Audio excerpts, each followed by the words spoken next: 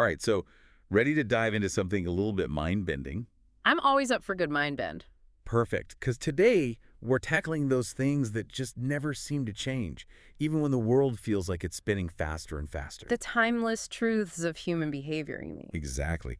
And we've got the perfect guide for this little exploration. Morgan Housel and his book, Same as Ever. Oh, I like that one. He's got this way of, like, pulling back the curtain on how we humans operate, you know? Mhm. All those patterns and tendencies that drive us, whether we realize it or not. Right. And he jumps right in with this idea that we're all like hardwired to crave certainty. Like we need to know what's coming next, even if it means clinging to predictions that are, well, Let's just say, not always built on the firmest ground. that's one way to put it. He's got this story about the economist Irving Fisher, who back in 1929 declared that stock prices had reached a permanently high plateau. Weeks later, boom, the market crashes and the Great Depression begins. Oof, yeah. Talk about a prediction that didn't age well, right? And the thing is, Fisher wasn't some, amateur playing the stock market on a whim. He was considered one of the leading economists of his time.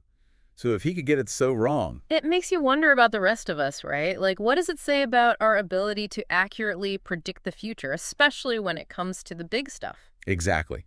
And that's Housel's point. He's not saying we should just throw our hands up and say, who knows what'll happen?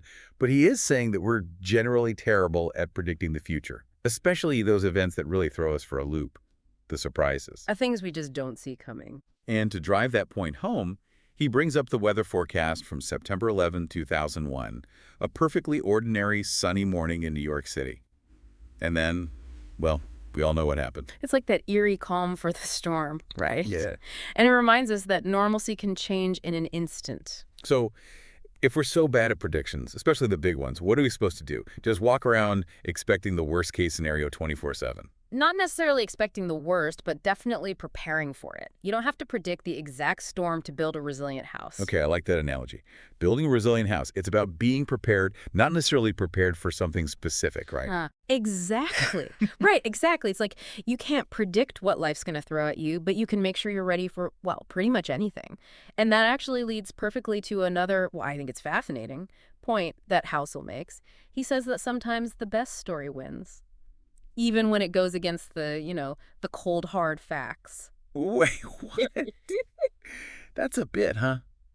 That's kind of wild when you think about it because at least I like to think that we make decisions based on like logic and proof and all that. Yeah. But you're saying we're more likely to believe a good yarn, even if the numbers don't exactly add up. It's true, though. Think about Yuval Noah Harari's book, Sapiens. Global bestseller, right? Yeah. People everywhere raving about his compelling take on, like, the whole history of humankind. Yeah, I know it's a popular book. I didn't realize. But here's the thing. Housel points out that Sapiens, for all its brilliance, it doesn't actually present any new research or anything. Oh, wow. So it's basically like a really, really well-told synthesis of stuff that was already out there. Exactly. It's a perfect example of the power of storytelling.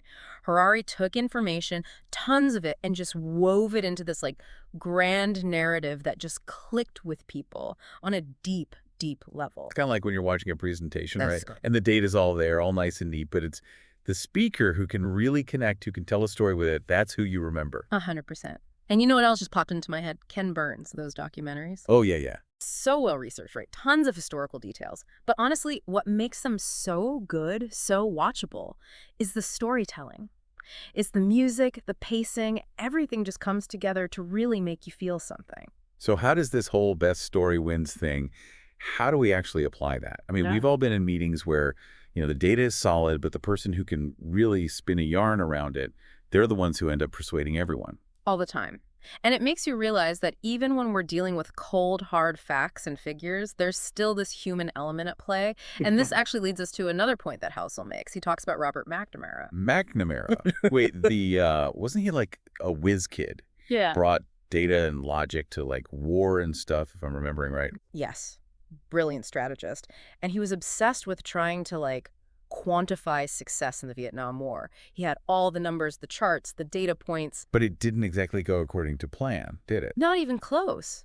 Because what he couldn't capture in all that data was the human element, the chaos of war, all those emotions, motivations, the unpredictable ways that people react under pressure. He couldn't put that in a spreadsheet. It's like they say, you can't put a price on Well, on a lot of things, actually. Exactly. It's a good reminder that sometimes the most important things, like intuition or a gut feeling, you can't really quantify those.